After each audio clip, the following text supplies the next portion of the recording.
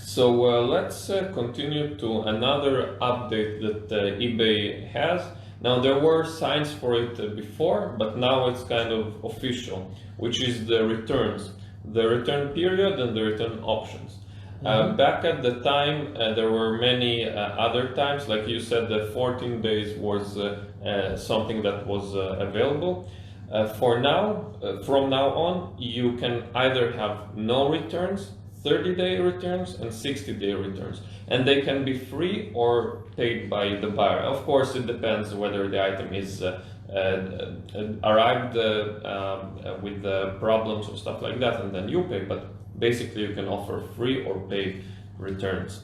And so obviously it depends who is your supplier, what is going to be your strategy. For example, if you're using Amazon, you can do a maximum of 30 days. That's right?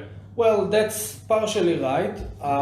Let me just say that first of all, if we can measure how many returns are generated in our store, but for a certain time, then we see exactly what is the best approach that we can take. For example, I can say that many of the people, like 99 or 98 or 97% of the time, return the item in the time period of 30 days, right?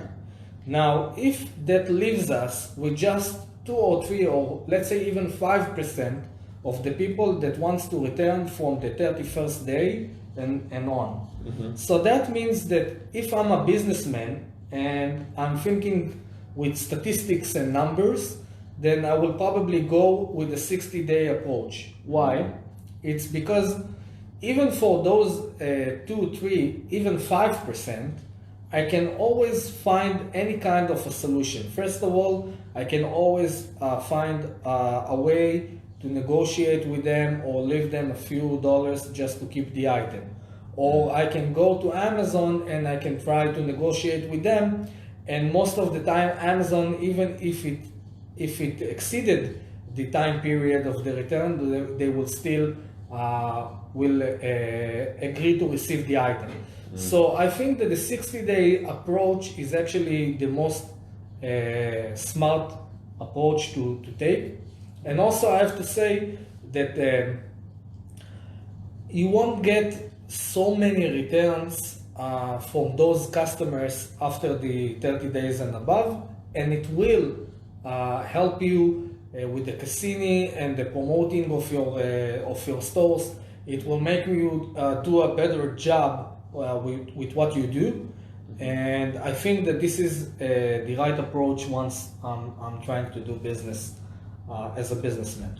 You know, this is actually a very good point. Now that you mentioned that, I'm thinking, yeah, of course. So 30 days is like the official time. But if you think about it, most of my returns is immediately after the person receives the item, they decide, I don't want that, oh, it arrived broken, whatever. Usually it doesn't even reach to 14 days. But as you said, as someone who is smart about that, you can actually see that the number of returns after 30 days is so small that you can really benefit in at least 2 ways here. First of all, as you said, Cassini, eBay will promote you better if your return policy is 60 days, where all of the competition, 90% I guess who do dropshipping do 30 days. Yeah, so you have and this even advantage. less. Yeah. And that's the first thing. The second thing is that the buyer sees that and you can play on it as your strong point. For example, not only do they see in the return policy that you are offering 60 days, but you can also put it as, let's say, a subtitle, or you can put it inside the main image, 60-day returns, or somewhere where it is, or even in the title, you know? And it's something that is very rare, and when people see it, it gains much more confidence for you as a seller, because, you know, like courses online, always offer a 100% satisfaction guarantee for 60 days. So you essentially have nothing to lose, because one of the concerns is, what if I don't like the item? And here you can have much better chance of enticing people compared to a competition. Everyone's 30 days, you're 60 days, and you're making a point of that. This is very special. It can be very competitive I think it's a very healthy approach. And I have to say, it really depends on the source of your products, as Igal mentioned at the beginning. So if I'm looking at a long transaction, if it comes from from China or from outside of United States, that sometimes can be a problem. Then when doing a long time returns, and it really depends on the how much the product costs. But I have to say that the ones that are taking the right approach, and I'm pointing you guys into two things that you should check.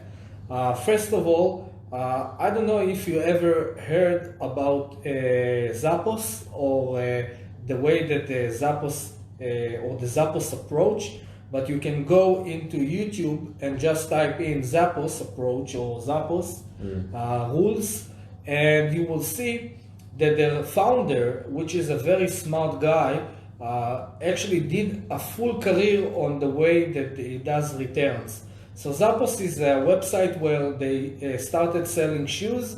Today they are selling all kinds of clothes.